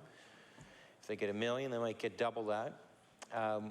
So if this piece of legislation starts to impact businesses, and it's going to have a very real impact for people who may have worked 25 years, growing their business, maybe from nothing, going through all the ups and downs, having the emotional experience of detaching themselves from their business.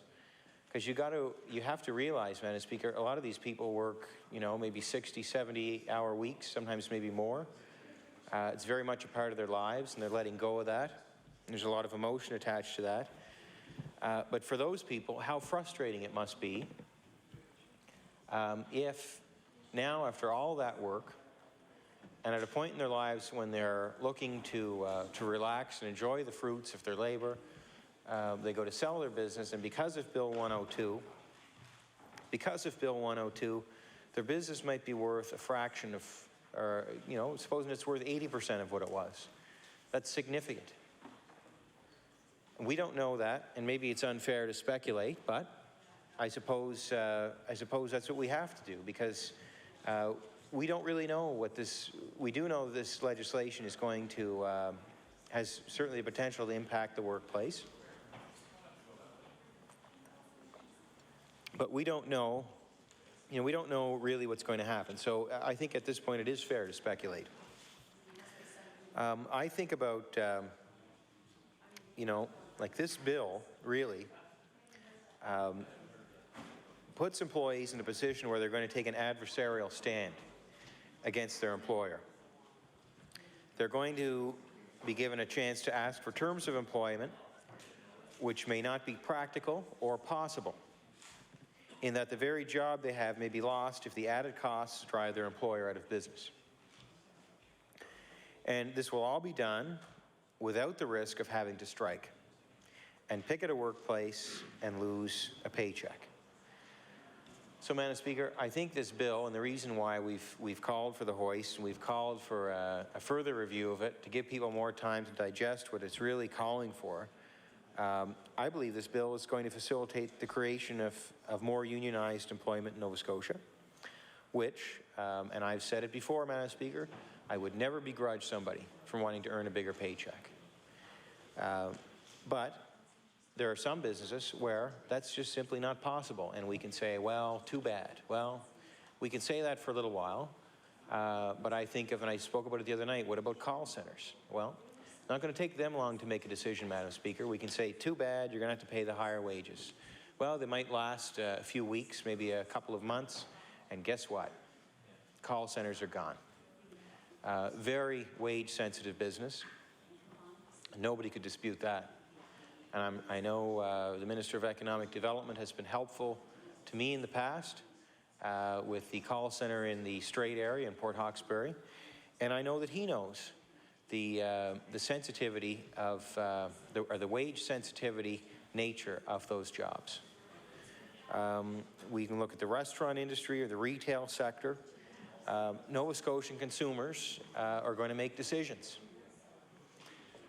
If you're going to buy clothing or a meal at a restaurant or a clothing store where the wages are higher, well, yes, we certainly don't mind people earning more money, but people are going to make decisions. They may decide not to eat out as much, and so on. Every action out of this legislature is going to have an impact, Madam Speaker. And we look at small manufacturers. Another very sensitive industry that's very sensitive to wages. When you're competing against companies who are making the very same goods in parts of the world where there are lower standards of living, Madam Speaker, we may be closer to the marketplace if it's being sold in North America. We may have, maybe we have quality advantages, whatever the advantages happen to be. If we have to, if we're going to expect our Nova Scotia manufacturers to be operating in an environment where they're going to have to face higher wages, it's going to make them less competitive, and they shave down their profit margins to the point where they can't make any money anymore, they're going to come to a point where they decide to close up shop. And should that happen, Madam Speaker, then we will know, it will be confirmed beyond the speculation here today, that Bill 102 is a job killer. And so, what have we won then, Madam Speaker?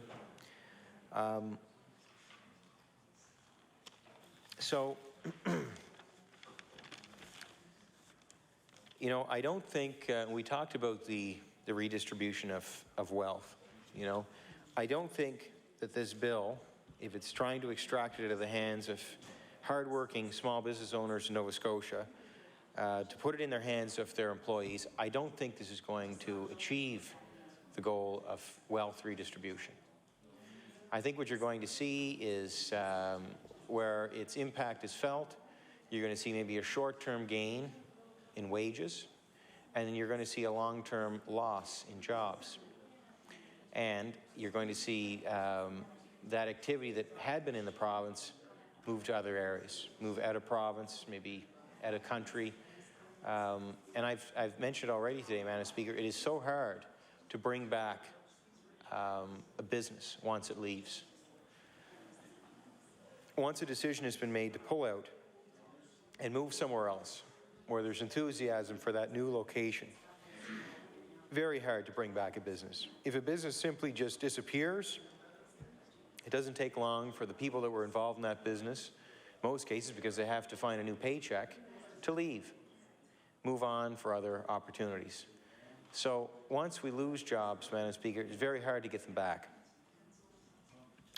So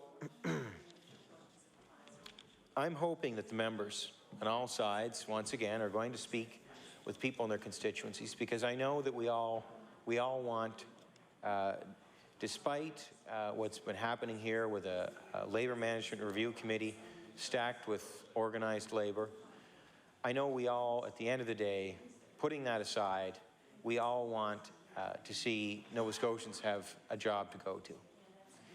And we want to do everything in our power from all sides of the legislature to make sure we're creating the environment so that that happens.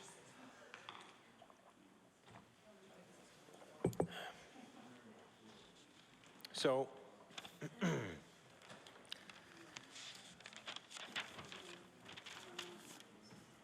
and I want to mention something else, and I mentioned it the other evening as well, Madam Speaker. You know, if people want a better paycheck in the province, we all have the power to go out and become an entrepreneur. And it's something we need more of in the province. And it would be an amazing thing for everybody to go out and live the life of an entrepreneur, even for a month, and understand what it means to take a risk. So many of our Nova Scotians never experience that. And I'm sure a lot of them are happy they don't have to experience that, and I don't blame them. But what insight people would get if they lived the life of an entrepreneur for a month. Yes, you get to create your own paycheck. And I was actually on, I think it was it's either the Department of Education or the Department of Economic Development website the other day. And I was looking at, you know, it was a great site focusing on encouraging young people to start a business. But it had some questions and answers. And one of the things I found interesting was, you know, a lot of people when they get into business, they think, oh, I'm going to be able to create my own paycheck. I'm going to make all kinds of money. And, you know, perhaps, Madam Speaker, when we look at this legislation, there's a sense with some people in the legislature that people in business do just make all kinds of money and they're selfish and we need to take more from them to give to somebody else. But, you know, when I was looking at the site, it's so true. You know, they were trying to communicate to young people that it takes a lot of hard work to run a business. And you may not get to pay yourself everything you'd like to pay yourself, or be able to pay yourself the way you'd like to pay yourself. And, you know, I would invite, I don't know if they'll be listening to this, but, and I do invite them in good spirits, leaders of organized labor in the province. I know they have a role to fulfill, Madam Speaker. And I know also about the history of the labor movement, and I know history of the cooperative movement and the goal to try to put some power back into the hands of the people. And I know about the importance of ensuring that there's fairness so that people are earning a decent percent of whatever the product or good or service that's being put out there. I believe in all that too, Madam Speaker. But I also have seen the other side where people take risks, and, you know, it's easy to paint business as the people I talked about in the start of my speech here today, as those investment bankers down on Wall Street. But the fact is, Madam Speaker, there's a lot of business owners in this province that are the farthest thing from those people. They're not much different from your average Nova Scotian worker. They work hard. Some of them work a lot of long hours. Sometimes they don't get paid what they're worth. So there's certainly parallels there. But in good spirits, I do ask the leaders of the labor organizations in Nova Scotia, you know, to consider what small business owners in the province who will be affected by this legislation, because these leaders are sitting on the Labor Management Review Committee, and I know they have goals and objectives, and I know the government is certainly supportive of them. That's why they're sitting on the committee, and sitting on the committee with a majority. But, you know, in good spirits, I would ask them to think about what they're really doing. Are they really getting at, if I may call them, the evil bankers on Wall Street, or are they hurting somebody else here, close to home, our people, our constituents? And, you know, if there's a chance, Madam Speaker, if these people want to be real leaders, I think real leaders have to look at things from all sides. And if they want to be real leaders, you know, the next time there's an opportunity for organized labor to take over a company, why not take it over? And why not form a profit-sharing arrangement with the employees?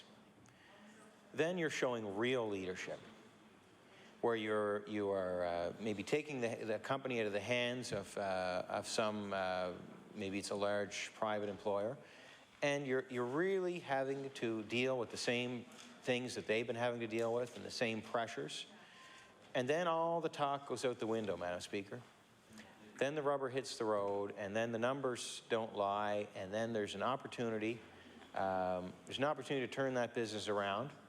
Maybe the workers have to take a lower wage for a while, but maybe they make it back up. Because if the company is profitable, they can pay tax-efficient dividends, and maybe the employees will make even more money than they did under the previous employer. And if that employer was taking too much, and if that's what this bill is about better redistributing the wealth from the employer to the workers, then you would have shown true leadership, because you would have taken that company and you would have done it for the workers. Not by putting legislation like this in place, Madam Speaker. Not by putting legislation like this in place that penalizes people in Nova Scotia who are not the evil bankers in Wall Street, just your regular small business Nova Scotian, regular Nova Scotian small business owner.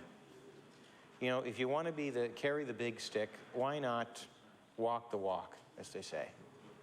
And I would love to see it, and I say that in good spirits, because there's always opportunity, and if you really want to make a difference,